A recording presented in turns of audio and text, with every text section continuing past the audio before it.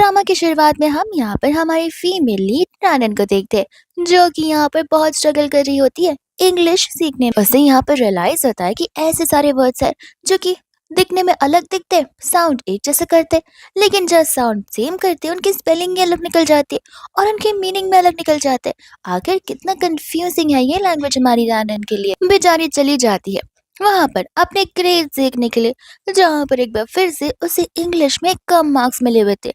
वो सोचती है कि लगता है मुझे यहाँ पर दूसरा जन्म लेना होगा अगर मुझे इंग्लिश में अच्छे मार्क्स से पास होना है तो। तब तक उसे याद आता है कि उसके डैड तो उसे यहाँ पर एक गुड न्यूज देने वाले थे। तो वो सोचती है कि अच्छाई के साथ बुराई भी आती है, बुरी न्यूज को भूल जाते, गुड न्यूज पे फोकस करते हैं। एंड यहाँ पर उसके डैड उसे अब्रॉड भेजे होते, यानी कि उसी कंट्री में, लेकिन गाँव वालों के लिए उसे अब्रॉड ही बुला जाता है बिकॉज यहाँ पर वो एक जाने माने सिटी में जा रही है अपनी स्टडीज को आगे कंप्लीट करने के लिए। वो अपने डैड से बोलने लग जाते कि मेरी इंग्लिश का क्या होगा। अंकल कहते तुम फिक्र क्यों करती हो, ऐसे भी तुम्हें सभी चीजों में बेस्ट नहीं होना है, तुम्हें यहाँ पर अच्छे से पढ़ना है, नॉलेज गेन करना है। और पता है ना, अगर तुम यहाँ पर पढ़ लिख कर आओगी तो तुम गाँव वालों को भी यहाँ पर आगे जाकर आगे बढ़ा सकती हो और उन्हें एक डेवलप सिटी में कन्वर्ट कर सकती हो। रानन के डैड तो यहाँ पर बहुत ही पॉजिटिव थिंकिंग वाले थे जो कि यहाँ पर उसे अच्छे से मोटिवेट करते। इतने में वहां पर लीन आ जाता है ये कहते हुए कि तुम खाली हाथ क्यों जा रही हो, मैं तुम्हारे लिए किड्स लेकर आया हूँ, तुम इतना दूर रहोगी हमें याद तो जरूर करोगी। जानन जैसे यहाँ पर उस बैग को लेती वो तो नीचे गिर जाता है बिकॉज उसके अंदर गोल्डन बार्स तो पड़े हुए थे। वो उसे कहती कि मैं वहां पर सट्टेबाजी करने नहीं जा रही हूँ, पढ़ने जा रही हूँ, देना होता तो कुछ बुक्स दे देते, ये सब कुछ तुम अपने पास ही रखो। तब तक वहां पर इतने में ही हेलीकॉप्टर आ जाता है उसे पिक करने के लिए। जानन का तो मेन फोकस उसके बालों पर था कि यार हेलीकॉप्टर मंगवाने की क्या जरूरत थी, मेरे बाल खराब हो गए ना। तो उसके बाद में वो उस हेलीकॉप्टर में बैठकर जाने लग जाती है। लीन यहाँ पर अंकल से कह रहा होता है कि मुझे एक बात समझ नहीं आती, हमारे गांव में इतने सारे पैसे हैं, तो फिर भी आप यहाँ पर जानन को सिटी में क्यों भेज रहे हैं। अंकल कहते कि देखो बेटा, गांव में पैसे तो बहुत है लेकिन पढ़े लिखे लोग ज्यादा नहीं है। मैं चाहता हूँ कि रानन यहाँ पर सबसे बेस्ट स्टडीज को एक्वायर करे, लेकिन अगर तुम भी यहाँ पर उसके साथ आगे बढ़ना चाहते हो तो जा सकते हो उसके पीछे, मैं तुम्हें रोकने वाला नहीं हूँ। तुम भी यहाँ पर उसके स्टैंडर्ड्स को मैच कर लो और अगर बात आगे बढ़ गई तो तुम्हारे लिए अच्छा है, मैं कौन होता तुम दोनों को रोकने वाला। लीन तो यहाँ पर खुश हो जाता है कि उसे अंकल से ऑलरेडी परमिशन जो मिल चुकी है। और यहाँ पर रानन फाइनली पहुंच जाते हैं उस घर पर। उस घर को देखकर वो सोचते कि ये घर तो हमारे फार्म हाउस से भी ज्यादा छोटा है, बट कोई बात नहीं, जब तक मुझे यहाँ पे एक छोटा सा कमरा नहीं मिल जाता पीसफुली पढ़ने के लिए, मैं यहाँ पर खुश हूँ। वहाँ के स्टाफ आ जाते हैं रानन को पिक करने के लिए, वो उसे अंदर लेकर जाते हैं एंड बताते हैं कि यहीं पर रुकना, सर आते होंगे। और रानन को यहाँ पर झगड़ों की आवाज सुनाई दे रही थी जो कि उसी को लेकर हो रही होती है कि आखिर यहाँ पर बचपन में उनकी शादी फिक्स की हो चुकी थी। एंड हम यहाँ पर देखते हैं जी को जो कि मिया को समझा रहा था कि देखो तुम क्यों टेंशन लेती हो, मैं एक गांव वाली लड़की से क्यों ही शादी करूंगा, मैं सिर्फ और सिर्फ यहाँ पर घर वालों से बात कर देख सकता हूँ। और मिया इसी बात को लेकर यहाँ पर नाराज थी। रानन को तो यहाँ पर इस फैमिली के बारे में सब खबर होती है और उसे भी यही क्वेश्चन था कि हाँ, काश अगर मेरा फियांसी ये नहीं होता तो कितना अच्छा होता, इसकी तो लगता है ऑलरेडी कोई गर्लफ्रेंड है। और उस समय यहाँ पर रानन उनसे कहते कि झगड़ा कर हो गया तो मैं अपने आप को इंट्रोड्यूस कर रहा हूँ। एंड यहाँ पे वो निक्रीट करते हुए अपना नाम बताती है। ये सुनते यहाँ पर जी कह देता कि देखो, मैं तुम्हें अभी बता रहा हूँ, तुम्हारी कोई भी चाल मुझ पर काम नहीं आने वाली बिकॉज मेरा तुम्हारे से शादी करने का कोई इरादा नहीं है। इतने में यहाँ पर आंटी भी आ जाती है जो कि जानन को देखकर बड़ी खुश होती है एंड कहती कि तुम बचपन में तो क्यूट थी ही, अब तो तुम यहाँ पर एकदम प्रिटी और ब्यूटीफुल लेडी बन चुकी हो। जानन आंटी को यहाँ पर थैंक यू बोलती है और जी को भी कहती कि तो बहुत अच्छी बात है, तुम्हारी थिंकिंग और मेरी थिंकिंग एकदम सेम है, ना तुम मुझसे शादी करना चाहते हो ना मैं तुमसे शादी करना चाहती हूँ। मैं यहाँ पर रहकर अपनी पढ़ाई पर फोकस कर सकती हूँ और तुम जिससे चाहे उससे शादी कर सकते हो, बट हाँ एक शर्त पर। जो शर्त यहाँ पर रानन की होती कि वो इस सिटी के सबसे फेमस यूनिवर्सिटी गोबलिन में जाना चाहती है। आंटी को तो खुशी होती कि रानन अपने करियर को लेकर कितनी ज्यादा मोटिवेटेड है। वही दूसरा जी कहते कि ओह वो यूनिवर्सिटी, लगता है तुम यहाँ पर मेरे बारे में बहुत पहले से पता कर आई हो, तुम्हें पता है ना कि मैं यहाँ पर उस यूनिवर्सिटी में पढ़ता हूँ, इसे तुम जानबूझकर वहाँ सेम यूनिवर्सिटी में पढ़ना चाहती हो ताकि तुम यहाँ पर मेरा दिल जीत सको, लेकिन मैं तुम्हें बता देता हूँ कि ऐसा हो नहीं सकता। रैनन मन ही मन सोचते कि इसका दिल इसका दिल कौन ही जीतना चाहेगा। एक बेवकूफ और डम इंसान मुझे बता रहा है कि मुझे उसको अटेंशन देना पड़ेगा। बिल्कुल भी नहीं। इतने में यहाँ पर मियाँ कहने लग जाते कि रायनन, मैं समझ सकती हूँ कि यहाँ पर तुम दोनों का रिश्ता पहले से तय हो चुका है। मैं तो ऐसे भी अडॉप्टेड बेटी हूँ। मेरा क्या ही हक बनता है इन मैटर्स में टांग लड़ाने का या फिर अपनी नाक गुस्साने का। ये ब्रेसलेट रख लो।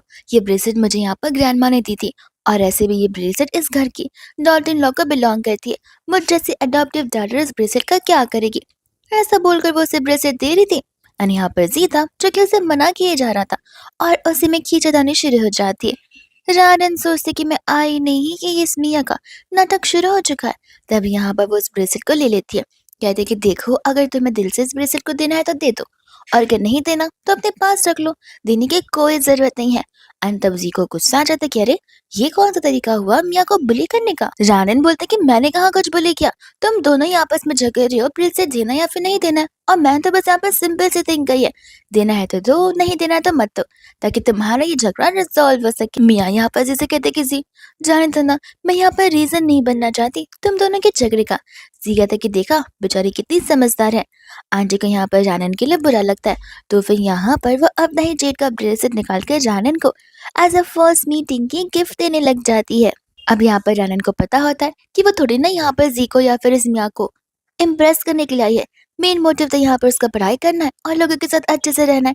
अब आंटी इतनी काइंड है तो वो आंटी के साथ क्यों ही अनकाइंडली बिहेव करे। वो आंटी को यहाँ पर उस गिफ्ट के लिए थैंक यू बोलने लग जाता है और उसे एक्सेप्ट कर लेती है। वही तो से यहाँ पर आंटी बोलते कि तुम ऊपर जाकर फ्रेश हो जाओ, ये दोनों तुम्हें कमरा दिखा देंगे। लंच जैसे ही बन जाएगा मैं तुरंत यहाँ पर तुम्हें नीचे बुला दूंगी, और देखना तुम्हारे अंकल तुम्हें देखकर बहुत खुश हो जाएंगे। जी और मिया चले जाते हैं यहाँ पर जानन को कमरा दिखाने के लिए, जिस कमरे के अंदर सिर्फ एक बेड और एक स्टडी टेबल होता है। जी को तो मन ही मन पूरा भरोसा था कि देखना अब कैसी लड़की चिढ़ जाएगी कि इसके बेडरूम में सिर्फ और सिर्फ बेड और स्टडी टेबल है, बाकी के एस्थेटिक चीजें थोड़ी ना है। मिया का तो ड्रामा एक बार फिर से शुरू हो जाता है। मिया कहते कि देखो ना, ये रूम कितना छोटा है, एक काम करते, मेरा रूम यहाँ पर जानन को दे देते, मुझे कोई प्रॉब्लम नहीं है, बस जानन कंफर्टेबल होनी चाहिए। लेकिन यहाँ पर जानन को ये रूम बहुत पसंद आता है, बिकॉज यहाँ पर वो जिस घर में रहा करती थी उसके आस पास यहाँ पर लैंडमाइंस थे, विच मीन्स वहाँ जहाँ पर हेलीकॉप्टर डिपार्ट होते थे और आया करते थे। जानन को तो बहुत शोर हुआ करता था, जिस वजह से वो पढ़ाई में फोकस नहीं कर पाती थी। बट ये कमरा बहुत ही सूदिंग सा है। यहाँ पर कुछ भी नहीं है ऐसा ऑब्जेक्ट जो कि उसे डिस्ट्रैक्ट कर सकता है। वो पूरा दिन बैठकर पढ़ाई कर सकती है। वो उसे कहती है कि कमरा दिखाने के लिए थैंक यू, एंड दरवाजा बंद कर देती है उन्हीं के मुंह पर। इसके बाद में यहाँ पर कुछ समय बाद लंच का टाइम हो जाता है। अंकल और आंटी यहाँ पर मियाँ को भेज देते हैं रानन को बुलाने के लिए। एंड यहाँ पर रानन होती है जो कि बिच वर्ड बोलना सीख रही थी, यानी कि बीच, BEACH, जिसे यहाँ पर बिच की तरह प्रोनाउंस कर रही होती है। तब तक वहां पर आ जाती है मियाँ उससे बुलाने के लिए, लेकिन रानन के कानों में ईयरफोन्स लगे हुए थे, तो वो मियाँ की बातें सुन नहीं पा रही थी, और वो यहाँ पर इतनी ज्यादा डेडिकेटेड हो चुकी थी उस वर्ड को लेकर कि कंटिन्यूअसली प्रैक्टिस की जा रही थी। एंड दूसरी तरफ मियाँ जो कि उसे बता रही होती कि देखो, अगर तुम्हें लगता है कि इस घर में आने से यहाँ पर सभी लोग तुम्हारी बातें मानना शुरू कर देंगे, तुम्हें प्रायोरिटाइज करेंगे, तो ऐसा बिल्कुल नहीं होने वाला। मेरे मॉम डैड अभी भी यहाँ पर मेरे मॉम डैड है, भले मैं यहाँ पर अडॉप्टिव क्यों ना रहूं। एंड ये बात यहाँ पर जी की, तो वो तुम्हारे साथ शादी बिल्कुल नहीं करेगा, और इस घर में सिर्फ और सिर्फ मेरी ही चलती है। तुम्हारे लिए बहुत बेहतर होगा अगर तुम यहाँ पर इस घर को छोड़कर चली जाओगे तो। रानन कुछ रिस्पॉन्स नहीं करती तो मियाँ को गुस्सा आ जाता है, एंड तब उसे समझ आता है कि उसके कान में तो ईयरफोन्स लगे हुए हैं। और जैसे वो बिच बोलती है, मियाँ को तो और गुस्सा आ जाता है कि तुमने मुझे गाली दी। रानन बोलते कि गाली, मैं तो बिच वर्ड सीख रही हूँ, इसे देखो। एंड यहाँ पे वो उसे वर्ड दिखाने लग जाती है, एंड यहाँ पर तो वो उसे गुस्से में घूरने लग जाती है। फिर वो दोनों यहाँ पे बाहर किया जाते हैं, जहाँ पे अंकल लियो कहने लगते कि सचमुच मुझे बिलीव नहीं हो रहा, जब आखिरी बार मैंने तुम्हें देखा था तो तुम बहुत छोटी सी थी, और मैंने यहाँ पर तुम्हें अपनी गोद में उठाया था, ब्लिंक ऑफ आई में तो तुम एकदम यंग लेडी बन चुकी हो। तुम्हें यहाँ पे सब कुछ अच्छा तो लग रहा है ना? एंड तुम्हारा कमरा, तुम कंफर्टेबल तो हो ना, वरना मैं यहाँ पर तुम्हारा कमरे में और भी चीजें लगवा सकता हूँ और बना सकता हूँ जो भी तुम्हें चाहिए। जानन कहती कि नहीं नहीं, मुझे यहाँ पर बेसमेंट का कमरा बहुत पसंद है, बहुत ही पीसफुल है वो। और ये सुनते अंकल हैरान थे। वो अपने स्टाफ से पूछते कि बेसमेंट का कमरा, जानन को तो मैंने यहाँ पर थर्ड फ्लोर देने के लिए कहा था ना। एंड उस समय यहाँ पर मियाँ बहाने मारना शुरू कर देती कि अरे डैड, वो एक्चुअली वो बेसमेंट वाला कमरा खुद रानन ने ही सिलेक्ट किया अपने लिए, आंटी बोलती कि बट वहां पर तो सनलाइट आती नहीं है। रानन, तुम थर्ड फ्लोर पर शिफ्ट हो जाओ। रानन कहते कि नहीं, मैं वहीं पर ठीक हूँ, ऐसे भी वो जगह बहुत पीसफुल है। और उसे पता होता है कि मियाँ ने जानबूझकर उसे वो कमरा दिखाया, न कि उसने खुद ने सिलेक्ट किया। पर वो झगड़ा नहीं करना चाहती थी बिकॉज वो इस घर में नई नहीं है और वो घर का माहौल खराब नहीं कर सकती है। जी कहता कि रानन, जितना नाटक करना है कर लो, मैं यहाँ पर तुम्हारे इस सिंपैथी गेम के अंदर फंसने नहीं वाला हूँ। मैं तुम्हें कभी पसंद नहीं कर सकता और तुम्हारे साथ शादी नहीं कर सकता। मनी मन जानन सोचती कि क्या पागल है, इसकी क्या गोल्डफिश की मेमोरी है। कुछ समय पहले मैंने इसे सामने से कहा कि मुझे कौन सा बड़ा से शादी करनी है, तो इसे सुना ही नहीं दे रहा है। लगता है यहाँ पर से पता नहीं है कि ये हमारे सामने रिच जो नाटक कर रहा है वो बिल्कुल भी नहीं है। आंटी यहाँ पर जी पर चिल्लाती है कि उसे यहाँ पर जानन से इतनी रूडली बात नहीं करना चाहिए। और मियाँ अपना ड्रामा शुरू कर देती है। कहते कि मॉम, अब आपको तो पता ही है कि जानन यहाँ पर सिर्फ जी को पसंद करती है, मुझे नहीं। तो जी को तो बुरा लगे कहीं ना। लगता है मुझे यहाँ पर टेबल पर बैठना भी नहीं चाहिए। वो उठकर जाने वाली थी और कोई भी उसे नहीं रोकता। तो वो ड्रामा को एक्सटेंड करती है एंड कहती कि मुझे पता ही था, मैं एक ऑर्फन से आई हुई अडॉप्टिव डॉटर हूँ, मेरी आखिर इस घर में क्या ही हैसियत होगी। अंकल कहते कि मियाँ, तुम ओवर रिएक्ट कर रही हो। आखिर मुझे एक बात बताओ, जानन के आने की वजह से हम तुम यहाँ पर घर से क्यों निकालेंगे? तुम इसी घर पे आई हो, इसी घर पे रहोगी। हम यहाँ पर तुम्हें घर से नहीं निकालने वाले, तुम यहाँ पर ओवरथिंक कर रही हो। मियाँ कहते किससे कहा, रानन तो बहुत अच्छी है ना। लेकिन पता है, जब मैं उसे यहाँ पर लंच के लिए बुलाने गई थी, तब उसने मुझे गाली भी दी कि सुनते तो यहाँ पर जी को बहुत गुस्सा आ जाता है। रानन कहते कि एक सेकंड, मिसअंडरस्टैंडिंग हुई होगी, मैं तो अपनी वोकैबुलरी को प्रैक्टिस कर रही थी। बिलीव नहीं होता तो आप मेरे मिनी नोट्स में देख सकते हैं। एंड यहाँ पर जी उस नोट्स को तो फेक ही देता है। रानन को पता होता है कि सब कुछ यहाँ पर ये मियाँ जानबूझकर कर रही है। रानन को तो मियाँ से कुछ प्रॉब्लम नहीं है, तो फिर इस मियाँ को इतनी क्यों प्रॉब्लम है? वो क्यों यहाँ पर कब से प्रॉब्लम्स क्रिएट की जा रही है? जी तो यहाँ पर बहुत चिल्ला रहा था। वही दोस्त यहाँ पे अंकल में से कहते कि अरे बेटा, वो गाँव से आई हुई है ना, उसकी वोकैबुलरी थोड़ी सी कच्ची होगी ही। अगर वो बैड वर्ड्स में भी बात करिए तो तुम उसे सिखाओ। और ये बात रानन को पसंद नहीं आती बिकॉज गाँव के लोग तो यहाँ पर बहुत सॉफ्ट स्पोकन होते हैं। वो बोलने से पहले कुछ 100 बार सोचते हैं और इंसानों को गाली तो देते बिल्कुल नहीं है। उसे बुरा लगता है कि सिर्फ आंटी यहाँ पर उसकी साइड ले रही है। अंकल भी यहाँ पर बायस्ड है अपने बच्चों को लेकर। तो फिर यहाँ पर वो कहने लग जाते हैं कि अंकल, आई अंडरस्टैंड कि मैं यहाँ पर गाँव से आई हूँ, लेकिन भूलिए मत, सभी गाँव यहाँ पर सिटी में कन्वर्ट हुए। इनफैक्ट सिटी के लोग यहाँ पर ज्यादा बदतमीज होते हैं और गाँव के नहीं। वो तो यहाँ पर एक साथ रहना सीखना सीखते हैं, लोगों के साथ मिलकर से बात करना। मैं भले गाँव से बिलोंग करती हूँ, लेकिन मेरे डायलेक्ट्स थोड़े से गाँवठी हो सकते हैं, बट मैं एक बुरी इंसान बिल्कुल भी नहीं हूँ। और ये रहा जिंशन, जो कि यहाँ पर डैड ने आपको देने के लिए कहा था, जो 500 ईयर्स पुराना है और ये आपकी डिजीज को क्योर कर देगा। ये देखते तो अंकल यहाँ पर शॉक हो जाते। एंड रानन क्लियरली कह देती है, आई थिंक इस घर पे रहने से प्रॉब्लम्स को ज्यादा क्रिएट हो रहे, तो ये गिफ्ट आप रखिए, मैं यहाँ से जाती हूँ। पर आंटी यहाँ पर रानन को रोकने लग जाती है। आंटी कहती है कि देखो, मैं मानती हूँ ये तो दोनों के दोनों बहुत ही ज्यादा सेल्फ सेंटर और बदतमीज इंसान है, लेकिन प्लीज इन्हें माफ कर दो। तुम घर छोड़कर मत जाओ, मुझे बहुत बुरा लगेगा। अंकल तो यहाँ पर गिफ्ट को तुरंत एक्सेप्ट कर लेते हैं और रानन के लिए उनका तेवर भी बदल जाता है। रानन को भी ये चीज का एहसास होता है उस गिफ्ट के थ्रू। वह दूसरे यहाँ पे अंकल जी को घूर रहे थे कि यहाँ पे बैठे बैठे मेरा मुंह क्या देख रहे हो, रानन से माफी मांगो। वही दूसरे यहाँ पे फिर सभी लोग बैठ कर लंच करते हैं, जहाँ पर अंकल रानन को दूसरी यूनिवर्सिटी सजेस्ट कर रहे थे बिकॉज यहाँ पर गोबलिन यूनिवर्सिटी की जो पढ़ाई है वो बहुत डिफिकल्ट होती है। रानन कहते कि अंकल, मैं इसलिए तो यहाँ पर आई हूँ ताकि मैं अच्छे से अच्छा एजुकेशन ले सकूँ, और ऐसे भी मुझे अपनी इंग्लिश भी इम्प्रूव जो करनी है। अंकल कहते कोई बात नहीं, मैं तुम्हारे एडमिशन का देख लूंगा, तुम कल से रेडी रहना इन दोनों के साथ स्कूल जाने के लिए। ये बात सुनते तो यहाँ पर मियाँ को गुस्सा आने लग जाता है कि लड़की तो हमारा पीछा स्कूल तक भी नहीं छोड़ेगी, और देखना किस तरीके से यहाँ पर जी को सेड्यूस करने की कोशिश करेगी। नेक्स्ट यहाँ पर सभी लोग रेडी हो जाते हैं स्कूल जाने के लिए। आंटी यहाँ पर जाने से कह रही थी कि अगर तुम्हें मैथ्स में कोई भी डिफिकल्टी लगे तो तुम तुरंत ही यहाँ पर जी के पास चली जाना, उसका मैथ बहुत अच्छा है, वो तुम्हें अच्छे से सम सॉल्विंग भी सिखा देगा और साथ साथ स्कूल भी घुमा देगा। फिर जब यहाँ पर वो लोग स्कूल में जाते हैं और पहुंचते हैं, जी यहाँ पर कहने लग जाते कि देखो, डाउट्स के लिए मेरे पास आने की जरूरत नहीं है बिकॉज मैं तुम्हें कुछ नहीं सिखाने वाला हूँ, और ये कॉलेज और स्कूल खुद ही घूम लेना। मैं क्या यहाँ पर तुम्हारा नौकर हूँ तो ये सब कुछ करवाने बैठूंगा? मियाँ कहती कि जाने तो ना ब्रदर, वो गाँव से आई हुई है, उसका मैथ अच्छा नहीं होगा, हमें तो यहाँ पर इसे मैथ के साथ साथ अलग अलग सब्जेक्ट्स में भी बहुत हेल्प करनी चाहिए। रान कहती कि मियाँ जी, जरूरत नहीं है मुझे मदद करने की, ऐसे भी मैं यहाँ पर मैथ्स क्या बाकी के सब्जेक्ट्स में भी अच्छी हूँ। माना मेरी इंग्लिश कच्ची है बट मैथ्स बिल्कुल भी नहीं, मैं ये खुद ही सॉल्व कर लूंगी। ऐसा बोलकर वहां से वो चली जाती है, जहाँ पर जी की ईगो को तो बहुत हर्ट हो जाता है। मियाँ कहते कि जी तुम नाराज मत हो, ऐसे भी यहाँ पर वो पागल है।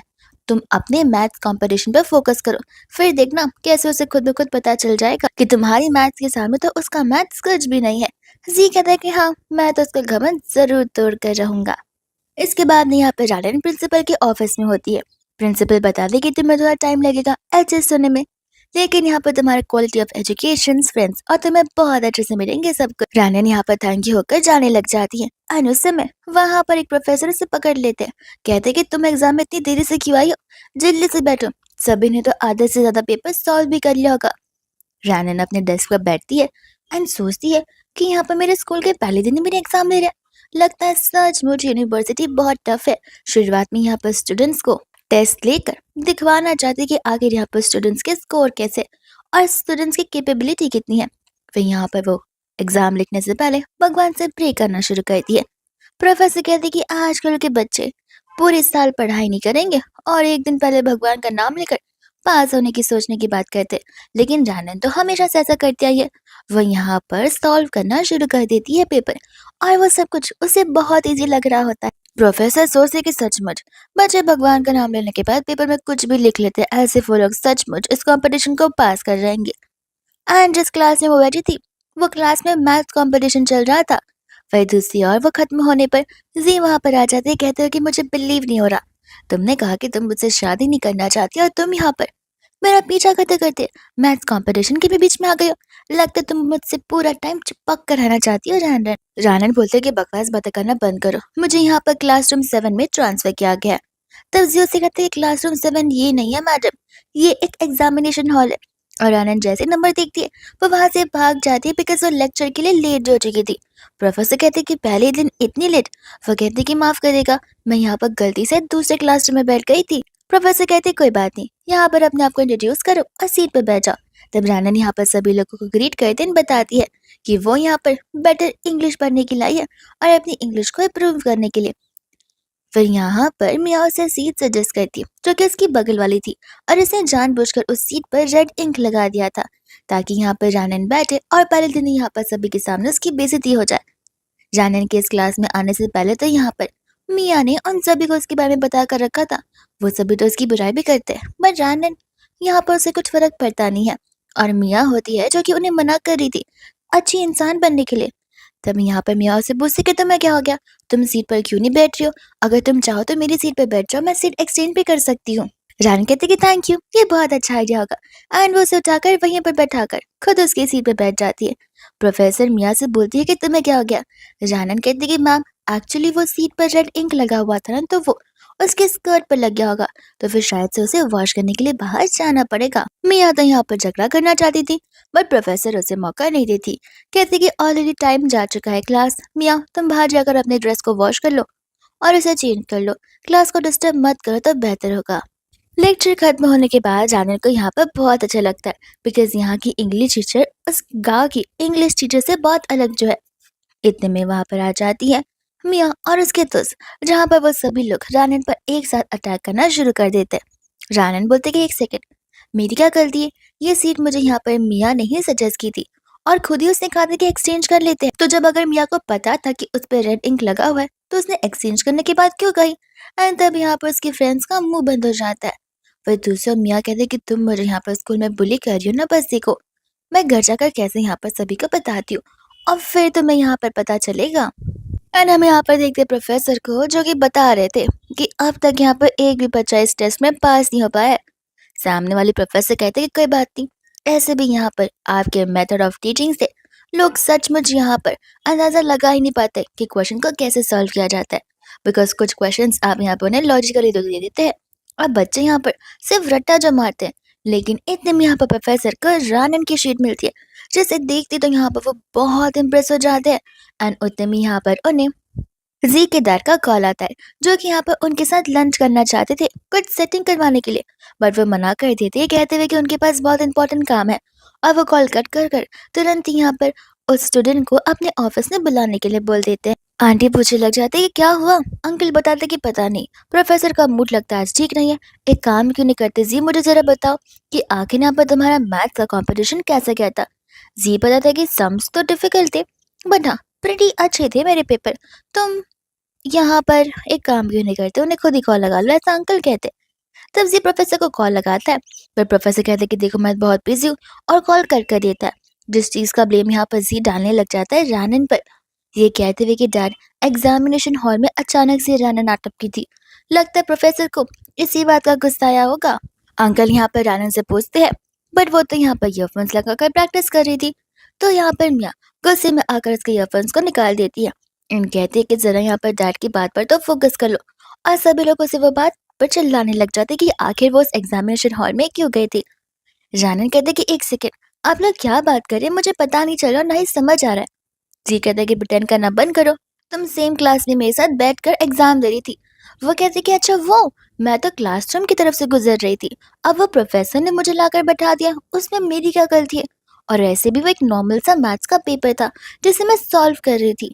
अब इसमें मैंने यहाँ पर प्रोफेसर को क्या ही गुस्सा दिलाया होगा, मुझे समझ नहीं आ रहा। जी बोलता है कि आई अंडरस्टैंड कि तुम मुझसे कितना ज्यादा चिपकना चाहती हो, कितना ज्यादा अट्रैक्टेड हो, लेकिन तुम इस तरीके से मेरी लाइफ खराब नहीं कर सकती। रानन कहती कि एक सेकंड, मॉर्निंग में भी मैं तुमसे कहा था कि मैं गलत रूम में चली गई थी और वो प्रोफेसर ने मुझे बता दिया था। सेकेंडली, मैं यहाँ पर तुमसे कोई प्यार व्यार नहीं करता, ना ही तुमसे चिपक कर रहना चाहती हूँ। अब गलती क्या हुई है मुझे खुद नहीं समझ में आ रहा। अंकल तो यहाँ पर उस पर चिल्लाना शुरू कर देते। आज यहाँ पर कहते कि प्लीज, वो नई नई आई हुई है, उसे गलती हो गई, अब इस चीज के लिए उसे इतना मत चिल्लाइए। एंड तब यहाँ पर जानन को वही प्रोफेसर का कॉल आ जाता है, जहाँ पर प्रोफेसर उसके साथ लंच पर जाकर कुछ डिस्कशन करना चाहते थे। रानन पूछते कि क्या आप यहाँ पर इंग्लिश पढ़ाते हैं। वो कहते कि नहीं, मैं तो मैथ्स पढ़ाता हूँ। वो कहते कि माफ करेगा, मुझे इंग्लिश प्रोफेसर की खोज है। ऐसा बोलकर वो कॉल को कट कर देती है। सभी यहाँ पर शॉक रह जाते हैं, और साथ साथ ऑफिस में भी, कि लड़की तो बहुत ज्यादा अकड़ू है। प्रोफेसर वैंग कहते कि वो अकड़ू नहीं है, वो नॉर्मल है, ऐसे भी वो मैथ्स की जीनियस है, हम यहाँ पर उससे क्या ही एक्सपेक्ट कर रहे होंगे, वो थोड़ी ना अपना टाइम बर्बाद करना चाहेगी। एक काम करते हैं, हम यहाँ पर अवार्ड सेरेमनी रखते हैं, उस बच्ची को भी बुलाना और इस बच्ची के पेरेंट्स को भी, ताकि यहाँ पर सभी के सामने हम बता सके कि आखिर हमारे स्कूल में कितनी बड़ी जीनियस पढ़ाई लिखाई कर रही है। सभी लोगों को पता होता है कि मिस्टर वैंग के सिर्फ एक ही प्रोफेसर उस एंटायर स्कूल में है। तो क्या सचमुच यहाँ पर उन्होंने सामने से रानन को कॉल कर लंच के लिए पूछा है। रानन कहते कि हाँ, आवाज तो सेम लग रही थी, पर अब सबका क्वेश्चन ये था कि आखिर उन्होंने रानन को अप्रोच क्यों किया। रानन बोलते कि शायद से मैंने यहाँ पर टेस्ट में अच्छा किया होगा, इस वजह से। तब अंकल यहाँ पर और खुश हो जाते, कहते कि तो बहुत अच्छी बात है, तुम उन्हें कॉल करो एंड लंच के लिए हाँ कहो। मियाँ अपने डैड के पास जाते हैं, कहते कि डैड, आप इस पर ऐसे कैसे भरोसा कर सकते, ये तो अभी अभी यहाँ पर कंट्री साइड से आई है। आप खुद सोचिए, जी को अगर वो क्वेश्चंस डिफिकल्ट लग रहे हैं तो फिर इसके लिए वो इजी कैसे हो सकते हैं। एंड तब यहाँ पे जी को गुस्सा आ जाता है कि तुम मेरा अटेंशन पाने के लिए कुछ भी कर सकती हो, इतने डिफिकल्ट पेपर को तुम यहाँ पर इजी बुला रही हो। तब तक यहाँ पर अंकल को मैसेज आ जाता है अवार्ड सेरेमनी को लेकर। तब वो यहाँ पर बहुत खुश हो जाते हैं, और उन सबको बिलीव हो जाता है कि जी ने यहाँ पर टॉप कर रखा है, वही सिर्फ उस एग्जाम को पास कर पाया है। एंड अब यहाँ पर मिया चाहती थी कि रानन जाकर यहाँ पर प्रोफेसर वैंग से माफी मांगे। जी कहते कि हाँ, और किसी दिन का इंतजार करने की जरूरत नहीं है, अभी के अभी जाकर ये सब कुछ करो। तब यहाँ पर जानन कहते कि बट मेरा पढ़ने का टाइम है, मैं टाइम वेस्ट नहीं करना चाहती, मैं इंग्लिश की जितनी ज्यादा प्रैक्टिस करूंगी उतना ही मेरे लिए बेहतर है। एंड यहाँ पर आंटी होती है जो कि अकेले यहाँ पर रानन का साइड लेते हुए उसके पक्ष में कुछ बोलती है। रानन को यहाँ पर अच्छा लगता है कि एटलीस्ट इस घर में एक को तो कोई पर्सन है जो कि उसकी साइड ले रहा है। एंड फाइनली यहाँ पर वो अवार्ड सेरेमनी वाला दिन शुरू हो जाता है। उसी समय यहाँ पर वो सभी लोग वहाँ आ जाते हैं, जहाँ पर रानन वोकैबुलरी की प्रैक्टिस कर रही थी, और उसे देखकर मिया चिढ़ जाती है। वो ईयरफोन्स उसका खींच लेती है और ऐसा बिहेव करती है कि जैसे रानन ने उसे धक्का दे रही हो। तब यहाँ पर जी उसके पर चिल्लाने लग जाता है। रानन को पता था कि इन दोनों के साथ बहस कर कुछ मतलब नहीं है, इसलिए मुझे यहाँ पर अपने वोकैबुलरी पर फोकस करना चाहिए। एंड वही दूसरे यहाँ पर होते हैं डायरेक्टर, जो कि आकर यहाँ पर मिस्टर लियो को कंग्रेचुलेट कर रहे थे कि आखिर यहाँ पर उनके घर पर जीनियस है। मिस्टर लियो कहने लग जाते कि डायरेक्टर, ये तो आप सभी लोगों की वजह से, आप लोग यहाँ पर मेरे बेटे जी पर इतना फोकस जो करते हैं। डायरेक्टर कहते कि एक सेकंड जी, लेकिन यहाँ पर तो अवार्ड किसी रानन को मिलने वाला है, ऐसा मुझे मिस्टर वैंग ने कहा था। ये सुनते ही यहाँ पर उन चारों के होश उड़ जाते। रानन कहते कि क्या हुआ। एंड तब यहाँ पर से पता चलता है कि वो इस अवार्ड की हकदार है। रानन कहते कि हाँ, ऐसे भी एग्जाम इजी था, मैंने आप लोगों से कहा भी था, पर कोई मुझ पर बिलीव नहीं कर रहा था। अंकल तो फिर यहाँ पर रानन की तारीफ करते, बिकॉज यहाँ पर वो चाहते जो थे कि वो मिस्टर वैंग के साथ अपनी रिलेशन को और अच्छा बना सके, अपने खुद के बच्चों के लिए। डेज़ी यहाँ पर कहते कि डायरेक्टर आपसे शायद यहाँ पर कुछ मिस्टेक हो गई होगी, बिकॉज़ अभी-अभी यहाँ पर रानन विलेज से आई है। आप मुझे बताइए यहाँ पर सिटी के लेवल का एग्ज़ाम्स कितने ज़्यादा टफ होते हैं, तो एक विलेज वाली लड़की आधी यहाँ पर उसे पास कैसे कर सकती है? डायरेक्टर कहते कि हो सकता है। ज़ी बताता है कि यस, एंड यहाँ पर वो उस दिन एग्ज़ाम में तो उसने पार्टिसिपेट किया भी नहीं था, वो तो आकर बैठ गई थी। लगता है यहाँ पर मिस्टर वैंग को उसी बात पर गुस्सा आया होगा। डायरेक्टर को भी ये बात सच लगने लग जाती है। जी बाद में यहाँ पर रानन को जी से माफ़ी माँगने के लिए बोलती है, ये सब कुछ मिसअंडरस्टैंडिंग के लिए। रानन क्लियरली कह देती कि देखो, मैंने कोई झूठ नहीं बोला है, मैंने एग्ज़ाम्स अच्छे से दी है। मिस्टर वैंग ने मुझे खुद यहाँ पर अंदर बैठाया था, मुझे लगा कि वही मेरी क्लास होगी और मेरा पहला दिन था जहाँ मुझे कुछ पता नहीं था। इन चीज़ों के लिए यहाँ पे मैं माफ़ी नहीं माँगने वाली हूँ। तब यहाँ पर डायरेक्टर कहते कि माना तुम यहाँ पर कंट्री साइड से हो, लेकिन इसका मतलब ये नहीं कि तुम अपनी मनमर्ज़ी चलाओगी। मैं ऑर्डर देता हूँ अभी के अभी यहाँ पर उनसे माफ़ी माँगो। रानन कहते कि आई अंडरस्टैंड, आप यहाँ पर डायरेक्टर हैं, लेकिन आप अपनी पावर्स का मिसयूज़ नहीं कर सकते। जब मेरी गलती है ही नहीं, तो फिर मैं यहाँ पर माफ़ी क्यों ही माँगूँगी? अंकल को यहाँ पर गुस्सा आने लग जाता है क्योंकि उन्हें लग रहा था कि रानन बदतमीज़ी कर रही है। रानन कहती कि देखते हैं, अवार्ड सेरेमनी शुरू होने वाली है और फिर यहाँ पर किसे अवार्ड मिलता है, किसे अप्रिसिएशन मिलता है। मेरी गलती रही तो मैं माफ़ी माँग लूँगी और नहीं रही तो मैं माफ़ी नहीं माँगने वाली। मियाँ कहते कि ठीक है, अभी कुछ ही समय में शुरू हो जाएगा, फिर देखना कि कैसे यहाँ पर तुम्हें ह्यूमिलेटेड फील होगा। वही तरह से यहाँ पर प्रोफेसर वैंग स्टेज पर आ जाते हैं और इन सभी को बता रहे होते हैं कि आज यहाँ पर कितना प्राउड फील कर रहे हैं, बिकॉज उन्होंने इस बार यहाँ पर एक मैथ के जीनियस को डिस्कवर किया है जो कि यहाँ पर स्कूल में पहली बार है। तब यहाँ पर सभी स्टूडेंट्स बहुत ज़्यादा एक्साइटेड हो जाते हैं और सभी स्टूडेंट को ये भी पता होता है कि अगर प्रोफेसर वैंग उस पर्सन की तारीफ कर रहे हैं तो वो ज़रूर पर्सन बहुत टैलेंटेड एंड स्किलफुल होगा, वरना प्रोफेसर वैंग कभी किसी को इतना आसानी से भाव नहीं देते। तब यहाँ पर मियाँ जी की बहुत तारीफ करती है। जी कहता है कि अब बस भी करो, मैंने तो बस यहाँ पर अच्छे से अपने कंपटीशन के ऊपर फोकस किया था, अच्छे से एग्जाम्स दी थी और देखो कितने अच्छे रिजल्ट्स आ गए, मुझे बिलीव भी नहीं हो रहा। रानन मन ही मन सोच रही थी कि न जाने इन सो कॉल्ड भाई बहनों का ये दिल्ली कब टूटने वाला है। प्रोफेसर वैंग बता रहे होते कि आखिर ये मोमेंट उनके लिए कितना प्राउड मोमेंट है, बिकॉज यहाँ पर उन्होंने कितने अच्छे बच्चे को डिस्कवर किया है, जिसने यहाँ पर हर एक क्वेश्चन को अच्छे से सॉल्व किया है, एक भी क्वेश्चन गलत नहीं है और उसने यहाँ पर टॉप कर रखा है। तब यहाँ पर डायरेक्टर भी जी की बहुत तारीफ कर रहे थे, लेकिन एक गलत चीज़ वो करते हैं जो कि होता है रानन को डिमोटिवेट करना। वो मिस्टर लियू से कहते कि देखिए, आपका बेटा तो बहुत स्मार्ट है, लेकिन ध्यान रहे कुछ गाँव से आई हुई लड़की की वजह से यहाँ पर उसकी लाइफ भी खराब ना हो जाए, वो भी यहाँ पर उसे डिस्टर्ब ना कर दे। रानन को बुरा लगता है कि जस्ट बिकॉज मैं गाँव से आई हूँ, सिटी के लोग तो मुझे कुछ ज़्यादा ही लुक डाउन कर रहे हैं। ये लोग जितने घर में रहते वो तो हमारा बाथरूम भी नहीं बन पाता। वही दूसरे यहाँ पर होते प्रोफेसर वैंग जो कि कह रहे थे कि अब फाइनली टाइम आ चुका है यहाँ पर उस टीनेस को स्टेज पे बुलाने का।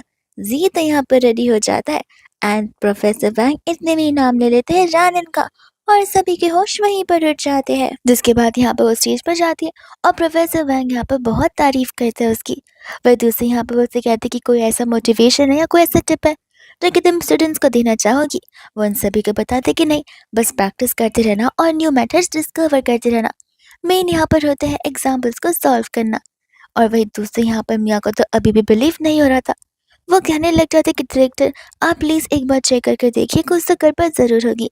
डायरेक्टर तो यहाँ पर उल्टा उसी पर चिल्ला देते कि तुम चुप करो, तुम्हारी बातों में आकर मैंने यहाँ पर अपनी पैरों पर कुल्हाड़ी मार ली है। अगर प्रोफेसर वैंग ने किसी को चुना है तो वो सोच समझ कर चुना होगा। बाद में वो अपने डैड से बात करने की कोशिश करती है, लेकिन अंकल भी यहाँ पर उस पर चिल्ला देते कि तुम बस करो। प्रोफेसर वैंग ने कह दिया ना, अब इसके आगे हमें यहाँ पर कोई डिबेट नहीं करनी चाहिए। एंड जब यहाँ पर वो लोग नीचे की ओर आते तब अंकल यहाँ पर बड़े प्राउडली बता रहे होते कि मैं यहाँ पर रानन का गार्डियन हूँ। वो कहते कि आप उसकी गार्डियन है, ठीक है, लेकिन आपको यहाँ पर अपने बेटे पर ज़्यादा फोकस करना चाहिए मिस्टर लियो। उसका मैथ्स तो एकदम बेकार हो चुका है। मैं तो यहाँ पर आपको सजेस्ट करूँगा कि रानन कभी फ्री हो तो उसे रिक्वेस्ट कर देना ताकि वो आपके बेटे को कुछ तो सिखा सके। ये सुनते ही यहाँ पर जी का ईगो तो बहुत हर्ट हो जाता है एंड मिया तो ऑलरेडी प्रिपेयर थी रानन पर एक और एलिगेशन लगाने की जो कि चीटिंग की होती है। रानन भी यहाँ पर समझ जाते हैं, प्रोफेसर वैंग से कहते कि माफ़ करिएगा, मुझे नहीं लगता कि मुझे वहाँ पर उस कंपटीशन में आकर बैठना चाहिए था। अब देखिए ना, आपने मुझे लाकर बैठाया, मैंने आपके सामने क्वेश्चंस पेपर सॉल्व किए हैं, लेकिन अब इन्हें ऐसा लगेगा कि मैंने चीटिंग की है और अब नाराज़ थे कि मैं ज़बरदस्ती अंदर की ओर घुस आई हूँ। मिस्टर वैंग कहते कि रानन ज़बरदस्ती नहीं आई थी, गलती मुझसे हो गई थी। मुझे लगा था कि वो शायद से कॉम्पिटिशन में पार्टिसिपेट करने के लिए आई है, इसलिए मैंने बिना कुछ उसे पूछे वहाँ पर बैठा दिया और उसने कोई चीटिंग नहीं की है। सभी पेपर्स को मैंने चेक किए और उस समय एज अ इन्विजिलेटर मैं उस क्लासरूम में था। तो अगर तुम उस पर शक कर रहे हो विच मीन्स तुम मुझ पर भी शक कर रहे हो, जिस वजह से यहाँ पर मिस्टर लियोन से माफी मांगने लग जाते। एंड रैनन यहाँ पर जी और मिया की ओर इशारे कर थे, जिस वजह से जी और मिया को भी यहाँ पर रैनन से माफी मांगनी ही पड़ती है। सभी लोगों के जाने के बाद यहाँ पर जी रैनन को कुछ बोलने वाला था, लेकिन रैनन इतने में उसे रोक देती है। कहते कि बस अब प्लीज़ ये मत कहना कि मुझे पता है कि तुमने मैथ्स में अच्छा स्कोर इसलिए किया था कि तुम मेरा अटेंशन गेन कर सको। ये मैथ्स में तुम अच्छी नहीं हुई, तुम्हारी गलती है। मैं अच्छी हूँ जो कि मेरी मेहनत का काम है, और ऐसे भी मैं यहाँ पर तुमसे क्लोज बिल्कुल नहीं होना चाहती हूँ। काश अगर मेरे घर वालों का कोई एक घर यहाँ पर होता तो मैं ऑफकोर्स उसे छोड़कर चली जाती, लेकिन मैं ऐसा नहीं कर सकती। मुझे ज़बरदस्ती तुम दोनों के साथ रहना पड़ रहा है। ऐसा बोल के मुँह तोड़ जवाब देकर वहाँ से वो चली जाती है। मियाँ यहाँ पर जीजे कहते कि प्लीज़ प्लीज़ तुम नाराज़ मत होना, हम कोई ना कोई सोल्यूशन तो ज़रूर ढूंढ लेंगे। ऐसे में यहाँ पर वो मैथ्स में अच्छी तो क्या हुआ, एक न एक दिन उसका ईगो ज़रूर टूट जाएगा। नेक्स्ट डे यहाँ पर रानन अच्छे से प्रैक्टिस कर रही होती है, बिकॉज अगर वो किसी सब्जेक्ट में सबसे ज़्यादा कम मार्क्स लाती थी तो वो सिर्फ और सिर्फ इंग्लिश था। वो असल में टॉपर ही थी हर एक सब्जेक्ट में, लेकिन इंग्लिश उसके बस की बात बिल्कुल नहीं थी। एंड यहाँ पर उस समय मिया के फ्रेंड्स आकर उसे डिस्टर्ब करना शुरू कर देती है। वो लोग यहाँ पर उसके टेस्ट पेपर्स को भी फेंक देते और रैनन यहाँ पर उन पर चिल्लाने लग जाती है। अब वो सभी चाहते थे कि रैनन यहाँ पर उनके साथ में वॉशरूम तक जाए, पर रैनन मना करती थी बिकॉज इसे यहाँ पर अपना वक्त ज़ाया जो नहीं करना था। वो सभी लोग उसे यहाँ पर टॉन्ट मारना शुरू कर देते और उसे मिस्ट्रेस तक बुला रहे थे। रैनन कहते कि तुम लोगों को लगता है कि मुझ जैसे जीनियस उस बोंदू जी के पीछे पड़ी होगी। प्लीज यहाँ पर मेरा नाम जी के साथ अटैच करना बंद करो, ये मेरे लिए एक बहुत ही इंसल्टिंग वाली बात है। ये सुनते ही यहाँ पर आ जाती है मिया और कहती है कि देखो रानन, ऐसे भी हम तुमसे यहाँ पर कुछ बड़ा काम करने के लिए थोड़ी ना बोल रहे, बस रेस्टरूम तक चलने के लिए कह रहे हैं। रानन को पता होता है कि वो लोग उसे वहां पर ले जाकर बुली करेंगे और क्या ही हो सकता है, बट उन सबको नहीं पता था कि रानन भी यहाँ पर बस दिखने में इनोसेंट दिखती है बट है नहीं, उसे भी यहाँ पर फाइट करना बहुत अच्छे से आता है। रानन वहां पर चली तो जाती, उस समय वहां पर मिया बाहर खड़ी थी और उसके दोस्त अंदर। रानन उनसे पूछती कि शो शुरू करे और वो उन्हें तो यहाँ पर धोना शुरू कर देती है। मिया तब तक यहाँ पर कॉल लगा लेती है जी को अपने दोस्तों के साथ आने के लिए, ताकि वो यहाँ पर सभी के सामने रानन की बेइज्जती कर सके। बट जब वो अंदर आती है तो बाहर जाने की बहुत कोशिश करती है, बिकॉज रानन उसे भी जो पिट रही थी। और ये सब कुछ यहाँ पर जी को लग रहा था कि शायद से रानन को मारा जा रहा है, पर उसका तो अपोजिट ही अंदर चल रहा था। तो वहां पर जी आकर अंदर घुसकर उस पर चिल्ला रहा होता है, लेकिन रानन भी यहाँ पर उसे नहीं छोड़ती। कहती कि शुरुआत यहाँ पर तुम सभी ने की थी, तुम लोग मुझे जानबूझकर यहाँ पर लेकर आए थे ताकि तुम मुझे मार सको, लेकिन लगता है यहाँ पर तुम्हारा गलत इंसान से पंगा जो पड़ चुका है। और फिर वो अपने आप को कहती है कि शांत हो जाओ रैनन, शांत हो जाओ, अब तुमने इन्हें मार दिया, अब जाने का टाइम आ चुका है। और जाने से पहले वहां पर वो उन सभी को वार्निंग देकर जाती है कि नेक्स्ट टाइम से रहा तो शायद से हॉस्पिटल में भर्ती करना पड़ जाएगा इन्हें। फिर बाद में यहाँ पर घर पर सभी लोग एक साथ लंच करने के लिए बैठते हैं। आंटी यहाँ पर जैसी मियाँ की शक्ल देखती है पूछने लग जाती है कि आखिर तुम्हें क्या हो गया। मियाँ कहते कि आप लोग यहाँ पर रानन से कुछ मत कहना, उससे कोई गलती नहीं है। तब यहाँ पर अंकल बोलते कि सच सच बताओ कि आखिर हुआ क्या। जानन भी मियाँ से कहती कि हाँ मियाँ, सच सच बताना कि आखिर हुआ क्या था। मियाँ फिर बाद में यहाँ पर उन्हें बताने लग जाती है कि वो तो अपने डेस्क पर बैठकर टेस्ट पेपर सॉल्व कर रही थी, पर तब तक वहाँ पर रानन आ गई। रानन ने यहाँ पर मियाँ से प्रॉमिस किया कि वो उसे मैथ्स में हेल्प करेगी, लेकिन उसके लिए उसे उसके साथ वॉशरूम जाना पड़ेगा। और जब वो वॉशरूम में गई तो फिर उसने यहाँ पर मियाँ को बहुत पीटा, बहुत बुली किया। इन सभी चीज़ों में यहाँ पर जी भी उसका साथ दे रहा था। रानन मियाँ से कहती कि सच सच बोलती हो या फिर मैं बताऊँ सबको। मियाँ बोलते कि और कितना सच बोलूं, इतना पूरा तो सच बोल दिया। जी कहने लग जाते कि सही कहा। रानन को पता होता कि मियाँ ये सब कुछ जानबूझकर कर रही है ताकि उसे यहाँ पर घर से निकाला जाए, और जी भी उसे घर से दफा होने के लिए कह देता है। रानन कहते कि ओके, वो उठकर जाने वाली थी, बट आंटी यहाँ पर उसे रोकती है। और अंकल भी, अंकल तो यहाँ पर जी को ही टपली मारते, कहते कि खबरदार अगर तुमने यहाँ पर रानन को उल्टी मुंह जवाब दिया तो। जी कहता है कि आपने मुझे क्यों मारा। अंकल बोलते कि तुम्हारा बाप अभी भी जिंदा है, मैं मरा नहीं हूँ जो कि यहाँ पर मेरे बदले तुम इस घर के डिसीजंस लोगे। रानन यहाँ पर इस घर से कहीं नहीं जाने वाली है। और तुमने सुना नहीं कि मियाँ ने क्या कहा, रानन यहाँ पर सब कुछ उसकी अच्छाई के लिए तो कर रही है, मिया गिर गई होगी, उसे थोड़ी ज्यादा चोट लगी होगी, वो अपना ख्याल रख सकती है। 5 साल की बच्ची नहीं है जहाँ पर हमें हर चीज तुम दोनों को मिलकर सिखानी पड़ेगी। मिया को यहाँ पर गुस्सा आ जाता है कि अचानक से इन दोनों को क्या हो चुका है। ये लोग तो अब यहाँ पर मेरी झूठ पर भरोसा भी नहीं कर रहे और रानन की तरफदारी किए जा रहे हैं। अन अंकल यहाँ पर रानन को बहुत अप्रिशिएट करते और उसे मन लगाकर पढ़ाई करने के लिए बोलते हैं। वही दूसरी यहाँ पर आंटी भी थी जो कि उन दोनों को यही समझा रही थी कि तुम दोनों को रानन से यहाँ पर कुछ सीखना चाहिए। अंकल कहते कि सही कहा, किसी भी चीज की जरूरत पड़े तुरंत हमें बता देना। एंड रानन बताते कि वो हॉस्टल में रहना चाहती है। ये सुनते कि अंकल कहते कि अरे तुम यहाँ पर कंफर्टेबल नहीं हो तो एक काम क्यों नहीं करती, ऊपर के 3rd रूम में से 2nd रूम में से 1st फ्लोर पे से तुम्हें जो कुछ भी रूम चाहिए तो वो खुद से सिलेक्ट कर सकती हो। हम तुम्हारे लिए सभी अरेंजमेंट करवा सकते हैं। रानन कहती कि ऐसी कोई बात नहीं है, मैं बस हेड स्टॉल में रहना चाहती हूँ।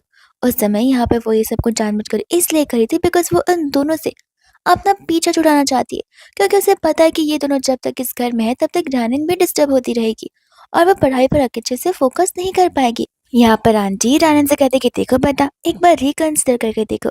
रानन कहती कि नहीं आंटी, मैंने अपना डिसीजन बना लिया है। मियाँ अपना ड्रामा शुरू कर देते हैं, कहते कि आई नो रानन, तुम ये सब कुछ मेरी वजह से कर रही हो बिकॉज तुम्हें मैं पसंद जो नहीं हूँ, लेकिन तुम फिक्र मत करो, तुम मत जाओ, मैं वहां से चली जाती हूँ। जानन कहते कि मैं अपना लगेज पैक करने के लिए जा रही हूँ और वह यहाँ पर उनसे साथ कभी बहस नहीं करना चाहती थी। वही दूसरे यहाँ पर जब वो जा रही होती तब आंटी उसे कहते कि याद रखना, जरा सा भी तुम्हें घर की याद आई या अनकंफर्टेबल लगे तो फिर तुम कभी भी यहाँ पर आ सकती हो। और वही दूसरे यहाँ पर वो लोग जी को भेज देते ताकि वो यहाँ पर रानन को सेफली ड्रॉप कर सके। जब वो कार में बैठे हुए थे उस समय यहाँ पर रानन को उसके डैड का वीडियो कॉल आता है। रानन जैसे अपने डैड को बताती कि वो हॉस्टल जा रही है। अंकल कहते कि क्यों, क्या किसी ने तुम्हें वहां पर परेशान किया है। रानन कहती कि ऐसी कोई बात नहीं है, मैं तो बस यहाँ पर अच्छे बेटर स्टडी एनवायरनमेंट के लिए जा रही हूँ। अंकल तब बताने लग जाते कि तुम्हें पता है तुम्हारे स्कूल के पास ही एक 300 स्क्वायर फीट का कोई तो जमीन है, तुम चाहो तो वो मैं परचेज कर सकता हूँ, तुम स्कूल के बगल में हमेशा रह सकती हो। ये बात सुनती तो जी को हंसी आ रही थी। रैनन अपने डैड को मना कर देती है ऐसा कुछ भी करने से और कॉल कट हो जाता है। जी उस पर हंसने लग जाता है कि तुम्हें पता भी है कि यहाँ के प्राइजेस कितनी ज्यादा हाई है। 300 स्क्वायर फीट तो मेरे खुद के डैड नहीं खरीद सकते, तुम्हारे जैसे नॉर्मल डैड क्या खरीद सकेंगे। रैनन को ये बात समझ नहीं आती बिकॉज यहाँ पर जी उन्हें लुक डाउन जो कर रहा था बिकॉज वो लोग फार्मर फैमिली से जो बिलोंग करते हैं। रैनन को यहाँ पर वो जमीन याद आ रही होती है जो कि बहुत बड़ी थी। उनके घर जो थे यानी कि जी के घर के इंटू 4 टाइम्स बड़ी थी और यही जमीन उसे यहाँ पर डाउरी में मिलने वाली थी। रानन वहां पर जैसी हॉस्टल घर पहुंचती है वहां पर तो हॉस्टल के मालिक आए थे ढेर सारे सिक्योरिटी गार्ड्स के साथ रानन को पिक करने के लिए। ये चीज यहाँ पर जी से देखी नहीं जा रही थी। वो स्टाफ से पूछने लग जाता कि मैं फिलहाल नींद में हूँ या फिर हम कोई सपना नहीं देख रहे। स्टाफ बताते कि सर हम रियलिटी में है ना कि सपने में और आप नहीं सो रहे।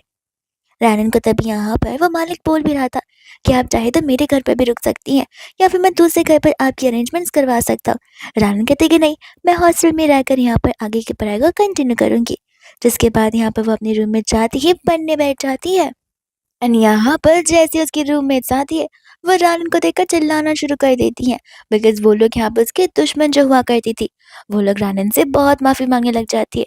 रानन कहती कि देखो डरो मत, तुम मुझे मत परेशान करो, मैं तुम्हें नहीं परेशान करूंगी और चीजें सॉर्ट हो जाएंगी।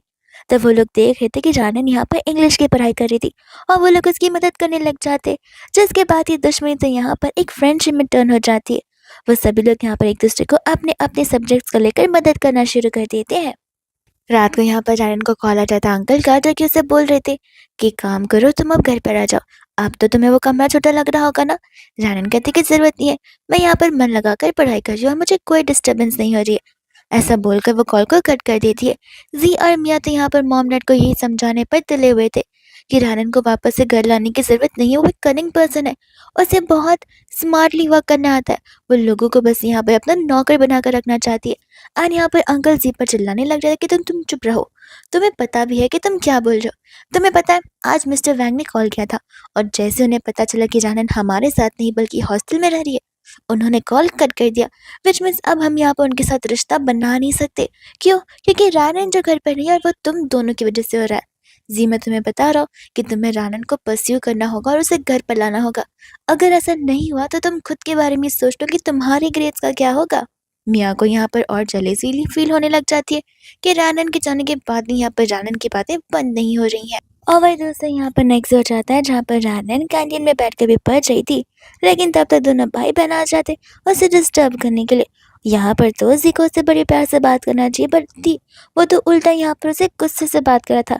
गुस्से में यहाँ पर उसके साथ रिया करा था। रानन बोलते कि देखो मैं फिलहाल यहाँ पर स्कूल में हूँ, अब तो मैं घर छोड़कर जा चुकी हूँ, अब तुम दोनों को यहाँ पर मुझसे क्या प्रॉब्लम है। मियाँ कहते कि मुझे अच्छे से पता है तुम जानबूझकर ये सारे स्टंट कर रही हो ताकि तुम यहाँ पर सभी लोगों का अटेंशन ग्रैब कर सको, जो कि तुम कर भी पा रही हो। गुस्से में आकर मियाँ तो यहाँ पर उसकी वोकैबुलरी की बुक को फाड़ देती है और जानन उसे कहती कि लगता है तुम भूल गई, तुम्हारे चेहरे के निशान धीरे धीरे फेड जो हो रहे वापस लाने पड़ेंगे। और वो उसे थप्पड़ मारने लग जाती है। जी इतना घबराया हुआ था कि वो रानन के पास भी नहीं जा रहा था और मियाँ उस पर चिल्ला रही थी कि आखिर तुम्हारी हिम्मत कैसे भी मुझ पर हाथ उठाने की। जानन बोलती कि मैं तो हाथ उठाऊंगी, ये एक स्कूल है जहाँ मैं पढ़ने के लिए आई हूँ, ना कि मैं यहाँ पर किसी से बुली होने के लिए आई हूँ। मुझे तुम्हारी प्रॉब्लम समझ नहीं आती मियाँ। जब मैं घर पर थी तब तुम मुझे घर से निकालना चाहती थी, अब जब मैं घर से निकल चुकी हूँ तभी भी तुम यहाँ पर मुझसे उतना ही जेलस फील करती हो और मुझे नीचे दिखाने की कोशिश करना चाहती हो। एंड तब तो यहाँ पर से अपने दोस्त को बुला लेता है उसे फाइट बैक करने के लिए। एंड यहाँ पर रानन की न्यू फ्रेंड्स आ जाती है उसके लिए फाइट बैक करने के लिए। रानन उनसे कहती कोई बात नहीं, ये मेरी लड़ाई है, मैं खुद रख सकती हूँ। तब वो लोग कहने लग जाते कि नहीं नहीं, जब वो लोग दूसरों का यूज कर सकते तो फिर तुम क्यों नहीं। मियाँ कहने लग जाते कि तुम दोनों को क्या हो गया, तुम दोनों के यहाँ पर इसकी बातें में आए जा रहे हो। तो वो लोग कहने लग जाते कि तुम चुप करो, तुमने शुरुआत से हमने यहाँ पर मैनिपुलेट किया, हमारा ब्रेन वॉश किया, तुम्हारी वजह से हम यहाँ पर प्रॉब्लम से फंसे और हम तक अच्छे ह्यूमन बींग भी नहीं बन पाए सिर्फ और सिर्फ तुम्हारी वजह से। मियाँ कहते कि लेकिन तुम तो मेरे दोस्त हो। वो लोग बोलते कि अब नहीं, अब हम यहाँ पर रानन के दोस्त है और तुम यहाँ पर हमारे रहते हुए उसे बुली नहीं कर सकती। ऐसे भी प्रीवियसली तुमने यहाँ पर हमें रानन को लेकर कितना चढ़ाया बढ़ाया था, इस बार हम तुम्हारी बातों में बिल्कुल नहीं आएंगे बिकॉज हमें पता चल चुका है कि कौन अच्छा इंसान और कौन अच्छा इंसान नहीं है। वही दूसरी यहाँ पर अंकल आंटी होते जो कि यहाँ पर रानन को कॉल लगाते बिकॉज अब तो यहाँ पर रिजल्ट्स आ चुके, तो वो चाहते थे कि रानन यहाँ पर घर पर आकर आराम से इन सभी लोगों के साथ लंच एंजॉय करे। रानन कहते कि माफ़ करेगा, मुझे एंट्रेंस एग्जाम की प्रिपरेशन करनी है इसलिए मैं नहीं आ सकूंगी। और तब तक तो उसके दोस्त भी फ़ोन रख देते। अंकल को बहुत गुस्सा आता है कि आखिर यहाँ पर ये मेरी परमिशन के बिना फ़ोन कैसे रख दी। वही दूसरे यहाँ पर वो मियाँ से रानन का स्कोर पूछने लग जाते। मिया को पता था कि अगर उसके डैड को पता चला कि रानन का स्कोर सबसे ज़्यादा है उससे भी, तो फिर यहाँ पर मिया की वैल्यू और कम हो जाएगी। इसलिए वो उन्हें यहाँ पर झूठ बोल देती है कि डैड मैथ्स में तो उसके स्कोर अच्छे हैं, लेकिन बाकी के सब्जेक्ट्स का तो आप पूछे भी मत। अंकल कहने लग जाते कि वो तो अपने इंग्लिश को इम्प्रूव करना चाहती थी ना। तब यहाँ पर मिया उन्हें बताती कि यस डैड, उसमें तो उसे यहाँ पर 60 मार्क्स ही मिले हैं। ये सुनती अंकल सोचे पड़ जाते कि वो तो बड़ी स्मार्ट थी ना, तो फिर ऐसे कैसे। मियाँ बोलते कि अरे आपको लगता है समझ नहीं आ रहा, वो सिर्फ मैथ्स में ही अच्छी थी और किसी सब्जेक्ट में भी नहीं। न जाने आप लोग क्यों यहाँ पर उसे हर टाइम प्रेस किया कर देते। जी भी टांग लड़ाने लग जाता है, कहता है कि सही कहा मियाँ ने, ऐसे भी आप लोगों को समझ आना चाहिए था कि वो ये सब कुछ हमारे लिए तो कर रही है ताकि वो हमें यहाँ पर इम्प्रेस कर सके, स्पेशली मुझे। पर उसे क्या पता कि मैं यहाँ पे इतनी आसानी से इम्प्रेस होने वाला नहीं हूँ। फिर वो लोग मियाँ के स्कोर पूछते हैं वो जो कि बहुत अच्छे थे, तो फिर यहाँ पर वो लोग उसकी तारीफ करने लग जाते।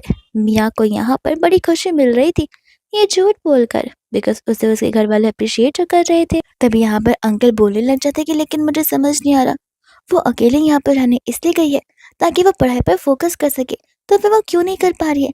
एंड मियाँ तो यहाँ पर कुछ ज़्यादा ही बोल देती है। वो उन्हें बताने लग जाते कि अब मैं क्या बताऊँ डैड, रानन यहाँ पर पढ़ाई के नाम से तो गई ज़रूर है, लेकिन वो पढ़ती बिल्कुल नहीं है। वो पूरा दिन अपने दोस्तों के साथ घूमती रहती है एंड स्पेशली मेल फ्रेंड्स के साथ में। अब आप खुद ही सोचिए ना, जो लड़की पूरा दिन सिर्फ घूमते रहेगी और एग्जाम की एक रात पहले पढ़ेगी, वो कहाँ से अच्छे मार्क्स ला सकती है। और ऐसा बोलकर यहाँ पर वो बेचारे अंकल आंटी की नज़रों में रानन का नाम और भी खराब कर देती है। अंकल के अकॉर्डिंग रानन ऐसा नहीं करनी चाहिए, इसलिए वो सोच रहे थे कि शायद से उन्हें जाकर यहाँ पर रानन को समझाना चाहिए और घर वापस लेकर आना चाहिए। और उस समय यहाँ पर हम एंट्रेंस एग्जाम का सीन देखते हैं जहाँ पर अंकल आंटी जी भी आए हुए थे मियाँ के साथ में। उस समय यहाँ पर अंकल बिन मतलब का बेचारे पर चिल्लाने लग जाते और वहां से चले जाते। रानन से कहते कि कोई बात नहीं, तुम उनकी बातों पर ध्यान मत दो और सिर्फ अपने एंट्रेंस एग्जाम पर फोकस करो, वही बेहतर होगा। एंड यहाँ पर वो उसका न्यू आइडेंटिफिकेशन कार्ड उसे दे देती है, जिसे लेकर रानन उन्हें थैंक यू बोलती है। बाद में यहाँ पर सभी लोग अपना एंट्रेंस एग्जाम देने के चले जाते हैं। एग्जाम खत्म होने पर सब बाहर आते हैं एंड एज यूजुअल यहाँ पर मियाँ रानन को बहुत ज़्यादा दबाव डालने की कोशिश करी थी कि ऐसे यहाँ पर उसके इंग्लिश के स्कोर अच्छे हैं नहीं और वो इस बार भी पास नहीं हो पाएगी। रायन कहते कि देखो मैं फेल तो कभी हुई नहीं थी, पास मैं हर बार हुई हूँ। और लगता है तुम भूल रही हो, इंग्लिश के अलावा मेरे सभी के सभी स्कोर्स तुमसे ज़्यादा अच्छे हैं और मैंने यहाँ पर क्लास में टॉप किया है, ना कि तुमने। तब तक जी तो यहाँ पर उसके लिए फ्लावर्स लेकर आया था, जहाँ पर मैं उस फ्लावर्स की तारीफ करते हुए उसे फ्लेक्स करती ताकि यहाँ पर रानन को जलस भी लो। पर आखिर रानन को बुरा क्यों ही लगेगा। लेकिन इतने में वहां पर लीन आ जाता है, जिसने यहाँ पर रानन के लिए एक प्यारी सी साइकिल लाई थी, जिसके पीछे ढेर सारे फ्लावर्स थे और साथ साथ उसे सजा कर भी रखा था। उसे देखते तो यहाँ पर मिया को और जलेस फील होने लग जाता है, बट वो यहाँ पर उसे गाँव वाला मानकर उसकी बेइज्जती करने पर तुली हुई थी। और उसी के साथ साथ जी भी यहाँ पर लीन को उल्टा सीधा बोल रहा था। एंड तभी यहाँ पर लीन उसका उंगली ही मरोड़ देता है, ये कहते हैं कि देखो मैं कब से सुन रहा हूँ, तुम दोनों कंटिन्यूसली यहाँ पर जानन को और मुझे विलेजेस बुलाए जा रहे हो। हाँ तो उसमें क्या हो गया, हम क्या इंसानों की तरह खाते पीते चलते वालते नहीं है जो तुम हमारे से ऐसे बात कर रहे हो। जिसके बाद में वो लड़कियां जानन की तारीफ करती कि तुम्हारा बॉयफ्रेंड तो बहुत हैंडसम है और मस्कुलर भी। लीन तो शर्माने लग जाता है। जानन ने बताती कि वो मेरा बॉयफ्रेंड नहीं, वो मेरा चाइल्डहुड फ्रेंड है। जिसके बाद वो सभी वहां से चले जाते हैं। वही दोस्त यहाँ पर जैसे दोनों घर पर आते, वहां पर मियाँ अंकल आंटी को बताने लग जाती है कि किस तरीके से यहाँ पर रानन एग्जाम खत्म होने के बाद किसी लड़के के साथ चली गई। हमने उसे कहा भी कि हमारे साथ घर चलकर लंच करो, बट उसने मना किया और गुस्से में यहाँ पर उसने उस लड़के से कंप्लेन की, जहाँ पर उस लड़के ने जी पर हाथ भी उठाया। ये सुनते ही यहाँ पर अंकल को गुस्सा आ जाता है कि आखिर ये लड़की कितनी ज्यादा बदतमीज है। लगता है मुझे यहाँ पर उसके डैड को कॉल कर कर बैठकर आमने सामने बात करनी होगी और इस डील को तोड़ना पड़ेगा। आंटी कहते कि लेकिन ये एक प्रॉमिस है जिसे हम नहीं तोड़ सकते। अंकल कहते कि क्यों नहीं तोड़ सकते, हम कौन से जमाने में जी रहे हैं, कोई भी चीज तोड़ी जा सकती है। ऐसे भी यहाँ पर वो लड़की अच्छी मुझे अब नहीं लग रही, यहाँ पर हम उन्हें कुछ कंपेंसेशन दे देंगे और बात को वहीं पर फिर दबा देंगे एंड खत्म कर देंगे। वही दोस्त यहाँ पर होती है रानन, जो कि लीन को लेकर घर पर आती है। लीन कहते कि अरे वाह तुम इस घर पर रहती हो। रानन कहते कि नहीं, पहले मैं उस घर में रहा करती थी जहाँ पर शन फैमिली थी और फिर उसके बाद में हॉस्टल में। मैं तो आज यहाँ पर पहली बार तुम्हारे साथ में आ रही हूँ। वही दोस्तों यहाँ पर फाइनली एंट्रेंस एग्जाम के भी रिजल्ट्स आ जाते हैं, जहाँ पर सबसे पहले वो लोग जी का स्कोर चेक करते। जी भी यहाँ पर पास हो चुका था। फिर बारी आती है यहाँ पर मियाँ की, जिसके स्कोर नहीं दिखा रहे थे। आंटी यहाँ पर खुश हो जाती है बिकॉज ये जो स्कोर्स होते हैं वो हिडन होते हैं, क्योंकि ये स्कोर टॉप 50 के स्कोर्स में आए जाते हैं, जो कि बाद में यहाँ पर स्पेशल बैनर पर पोज होते हैं। तब सभी लोग यहाँ पर बहुत खुश हो जाते हैं कि यहाँ पर मियाँ ने और भी अच्छा टॉप स्कोर किया। मियाँ भी ओवर कॉन्फिडेंस में थी कि उसने यहाँ पर रैनन से तो अच्छा स्कोर किया ही होगा बिकॉज उसकी इंग्लिश जो अच्छी है। रैनन यहाँ पर सोई हुई थी कि उसे इंटरव्यूअर से कॉल आता है, वो लोग इसका इंटरव्यू लेना चाहते थे उसके एग्जाम्स को लेकर। रैनन उन्हें तो यहाँ पर वो घर का एड्रेस बता देती है और वापस से सो जाती है बिकॉज उसे फीवर तो था। अंकल को यहाँ पर घर पर कॉल आ जाता है कि आपके घर पर इंटरव्यू होने वाला है टॉप स्टूडेंट का, जहाँ पर अंकल को बहुत खुशी मिलती है और वो लोग अज्यूम कर लेते हैं कि वो पर्सन यहाँ पर एक्चुअल में मियाँ है। मियाँ को तो यहाँ पर बहुत खुशी हो रही थी कि देखा फाइनली यहाँ पर जीत मेरी हुई, मैंने यहाँ पर तुम्हें हरा ही दिया रानन। तब तक यहाँ पर वो कहने लग जाते कि रानन तो कभी टीवी पर आई नहीं होगी, हमें रानन को भी बुला लेना चाहिए, क्योंकि वो चाहती है कि सभी के सामने यहाँ पर रानन की बेइज्जती जो हो। आंटी यहाँ पर रानन को कॉल कर बुला लेते हैं स्पेशल इवेंट के लिए। रानन आ भी जाती है और उसे वहां जाकर पता चलता है कि मियाँ का इंटरव्यू है। वो कहती है कि लेकिन मियाँ का इंटरव्यू क्यों। फिर उसे पता चलता है कि उसने टॉप किया है और ये बात यहाँ पर उसे डाइजेस्ट हो ही नहीं रही थी, उसे समझ ही नहीं आ रहा था कि एक साथ दो दो टॉपर्स कैसे हो सकते हैं। इंटरव्यूअर्स बात यहाँ पर घर पर आ जाते, जिसके बाद चारों जन एक साथ बैठते और अंकल तो यहाँ पर अपनी कंपनी को भी लाइवली इंट्रोड्यूस करवा रहे थे। उस समय यहाँ पर इंटरव्यूअर कहते कि मानना पड़ेगा आपकी फैमिली कितनी हंसती खेलती फैमिली है। तो चलिए मिसेस रानन, आप हमें बताइए कि आखिर आपने यहाँ पर इतने अच्छे स्कोर करने के लिए कैसे पढ़ाई की है। ये सुनते ही यहाँ पर मियाँ कहते कि एक्सक्यूज मी, मेरा नाम रानन नहीं मियाँ है। तो वो कहते कि एक सेकेंड, हम यहाँ पर रानन का इंटरव्यू लेने के लिए आए हैं बिकॉज उसने टॉप किया। आप कौन है। तब यहाँ पर मियाँ कहते कुछ मिसअंडरस्टैंडिंग हो गई होगी, टॉप यहाँ पे मैंने किया है। इंटरव्यूअर्स कहते कि देखिए हमने यहाँ पर रानन को देखा नहीं इसलिए गलती हो सकती है, बट हम पर्सनली स्कूल जाकर आए हैं मैडम, जहाँ पर वहाँ से हमें रानन का ही नाम और पता मिला है। हमने रानन को खुद कॉल कर इंटरव्यू के लिए पूछा था और उसने इसी करके एड्रेस दिया था। तब उन्हें पता चलता है कि वो रानन तो वहाँ पर अकेली बैठी भरी है। तो वो लोग इसका इंटरव्यू लेने निकल जाते और अंकल भी यहाँ पर फ्रेम में आने की कोशिश करने लगते हैं, जिसके बाद में यहाँ पर अकेले रानन का इंटरव्यू होता है और उसके बाद में वहाँ से वो अपने रास्ते निकल पड़ती है। वही दूसरे यहाँ पर वो लोग उसे रोकते हैं लंच करने के लिए, तो वो रुक भी जाते हैं एंड उसे तो यहाँ पर हेड चेयर पर बैठाया जाता है, जहाँ पर ये चीज़ देखकर जी और मियाँ को बहुत गुस्सा आ रहा था। अंकल चाहते थे कि अब यहाँ पर वो आगे किस तरह से कंप्लीट करने वाली तो वो इसी घर पर रुके, पर जानन मना कर देती है, ये कहते हुए कि वो यहाँ पर सिर्फ अपनी इंग्लिश इंप्रूव करने के लिए आई थी और वो डैड के साथ चली जाएगी। वो वहाँ पर लंच करके चली जाती है एंड आंटी यहाँ पर अपने हस्बैंड को समझाई थी कि देखा, मैंने तुमसे कहा था ना कि जो अरेंज मैरिज फिक्स हुई है उसे हमें कैंसिल नहीं करना चाहिए। जानन हमारे घर की गार्डन एंजल बनकर आई हुई है और सचमुच वो ट्रुथ था, बिकॉज यहाँ पर अंकल का ये इंटरव्यू कुछ ज़्यादा ही फेमस हो जाता है कि उनके घर से पूरे की पूरी सिटी की टॉपर जो निकली है और उसी वजह से यहाँ पर बड़ी-बड़ी कंपनीज़ उनके साथ यहाँ पर पार्टनरशिप करने के लिए रेडी हो गए थे। एंड यहाँ पर जो सबसे बड़ी कंपनी की बात चल रही है वो किसी और की नहीं बल्कि यहाँ पर आनंद के डैड की है। और उस समय यहाँ पर वो इस रिश्ते को और आगे बढ़ाना चाहते थे, इसलिए वो सभी को यहाँ पर एक इवेंट में बुलाते भी है। वो इवेंट में शैन फैमिली जाती थे, साथ-साथ वहाँ पर जानन भी थी, जो अपने डैड से पूछती कि आप मुझे यहाँ पर बुला के कहाँ भाग चुके हैं? अंकल कहते कि मैं ऑन द वे हूँ, तुरंत ही पहुँच जाऊँगा। जैसे ही यहाँ पर जी और मियाँ जानन को देखते, वो लोग उसे यहाँ पर बुली करने के लिए चले जाते, पर जानन भी यहाँ पर कुछ कम नहीं होती। वो कहती कि देखो मियाँ, अब तो तुम्हारी जल्दी खत्म हो जानी चाहिए, बिकॉज़ तुम यहाँ पर मुझसे जितना भी कॉम्पिटिशन क्यों ना कर लो, तुम हमेशा यहाँ पर हारने वाली हो, बिकॉज़ तुम हमेशा से यहाँ पर कॉम्पिटिशन के चक्कर में गलत काम जो कर बैठती हो। उन सभी में यहाँ पर फाइट होना शुरू हो जाती है और तब यहाँ पर आ जाते हैं जानन के डैड, तो वो लोग उन्हें भी नीचा दिखा रहे होते। ये कहते कि ये शादी यहाँ पर कंटिन्यू नहीं हो सकती। रान के डैड कहते कि आप दोनों कौन होते हैं डिसीजन लेने वाले?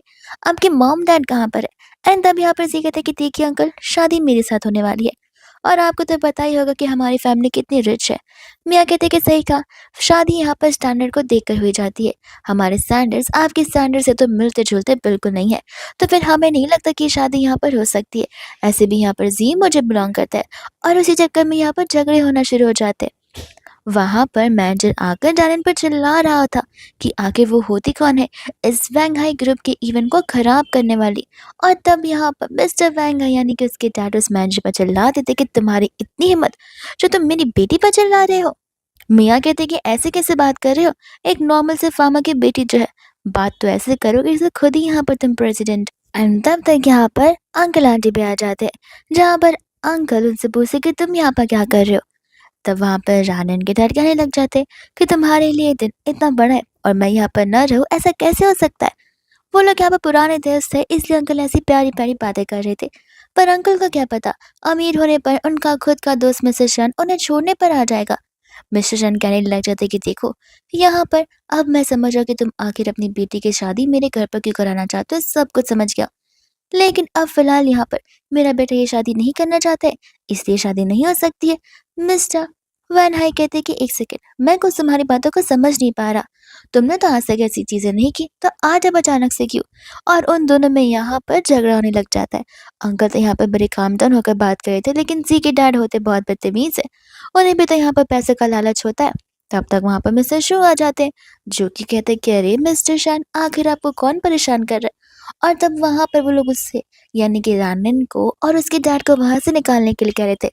अंकल तो यहाँ पर उसके डैड की और बेइज्जती करते, उन्हें यहाँ पर कंपेंसेशन के नाम पर 1 लाख रुपीस का कार्ड देते हुए कि इसे रखो और दोबारा से यहाँ पर मेरी नजरों के सामने बिल्कुल भी मत आना। तब यहाँ पर मिसेस शू ने बताते हैं कि वही तो एक्चुअली यहाँ पर वैन हाई ग्रुप के प्रेसिडेंट है। ये जानने पर तो यहाँ पर सभी के पैरों से जमीन खिसक जाती है। रानन कहते कि क्यों? यहाँ पर आप लोग मेरे डैड को एक फार्मर मानते हो ना, वो फार्मर तो है, लेकिन फार्मर वाले बिजनेसमैन है, जहाँ पर आज यहाँ पर जैसे कि घर पे जो भी खाने आ रहे वो सब कुछ मेरे डैड की वजह से आ रहे। फैक्ट्रीज यहाँ पर जो भी कोल्ड फूड बना रही है, कुछ भी बना रही है, वो सब कुछ मेरे डैड के आइडियाज है और आप लोग इन्हें छोटा मोटा इंसान मानते आ रहे हो। उस समय यहाँ पर वो लोग बाद में बहुत माफी मांगते हैं अंकल से, पर अंकल कहते कि नहीं, मैं अपनी बेटी को ऐसे घर बिल्कुल नहीं भेजना चाहता जिस घर में यहाँ पर इस तरीके का डिस्क्रिमिनेशन हो। और वो रानन को लेकर डील को वहीं पर खत्म कर कर वहां से चले जाते हैं। फिर यहाँ पर वो लोग घर पर आकर उन्हें कॉल लगाने की कोशिश करते। मिस्टर वैन हाई कहते कि मैं तो यहाँ पर तुम्हारा शुक्रगुजार था कि तुमने मेरी बेटी को अपने घर रखा, उसे अच्छा खासा पढ़ने का माहौल दिया, इसलिए मैं तुम्हें थैंक यू कहने के लिए ये डील साइन करने वाला था। बट अब मुझे यहाँ पर सारी सच्चाई पता चल चुकी है, तो फिर मैं इस बात को आगे बिल्कुल नहीं बढ़ाने वाला हूँ। ऐसा बोलकर यहाँ पर वो फ्रेंडशिप का रिश्ता भी उसी समय खत्म कर देते। तब बारी यहाँ पर आ जाती है जी की कि जी अब यहाँ पर रानन को अप्रोच करने के लिए जाएगा। और रही बात से यहाँ पर मियाँ को गुस्सा आ रहा होता है और जी को भी बहुत रिग्रेट हो रहा था कि रानन दिखने में अच्छी थी, पढ़ने में अच्छी थी, इतनी अमीर थी, यानी कि मेन गोल अमीर वाला ही होता है। इतनी अमीर थी और मैंने उसे छोड़ दिया, लेकिन अब मैं उसे परस्यू करके रहूंगा। और इसी चक्कर में यहाँ पर वो गाँव भी जाता है ताकि वो जाकर यहाँ पर रानन को परस्यू कर सके। बट हर बार यहाँ पर रानन उसे रिजेक्ट करती आई है। इतना ही नहीं, गाँव वालों ने तो यहाँ पर उसे पीटा भी है। अब जी ये सब कुछ इसलिए नहीं कर रहा था बिकॉज वो उसे लव करता है, वो उससे अट्रैक्टेड है। वो इसलिए कर रहा था ताकि यहाँ पर रानन के पैसे उसके भी हो सके और उसके फैमिली के भी। तब उन फैमिली के पास एक और आइडिया आ जाता है कि रानन यहाँ पर जो ग्लोबल इंटरव्यू देने के लिए जा रही है और समय यहाँ पर जी उसे प्रपोज कर देगा तो उसे हाँ तो कहना पड़ेगा। और ठीक उस समय ऐसा ही होता है। बट यहाँ पर रानन उसे वहां पर भी रिजेक्ट कर देती है। कहानी यहाँ खत्म नहीं होती क्योंकि अब तो यहाँ पर अंकल की कंपनी पर सीज फायर हो चुका है क्योंकि उन्हें मनी लॉन्ड्रिंग के चक्कर में पकड़ा चुका है। विच मीन्स अब उनके सर पर यहाँ पर हैवी डेब्ट्स एंड लोन आ चुके हैं। फिर जिसके बाद में हम यहाँ पर देखते हैं जी को जो कि आखिरी बार यहाँ पर रानन को प्रपोज करने आया था और वो भी इसलिए ताकि यहाँ पर रानन उसके घर वालों की मदद कर दे। उस समय लीन आकर यहाँ पर उसकी मदद करता है और उसे तो वहां से भगा ही देता है। उसी के साथ साथ यहाँ पर लीन नील डाउन करते हुए रानन को प्रपोज करता है शादी के लिए, जहाँ पर रानन उसे हाँ बोल देती है और लीन तो यहाँ पर बहुत खुश हो जाता है। हालांकि अब वो अपनी स्टडीज को कंप्लीट करने के लिए अब्रॉड जा रहा होता है।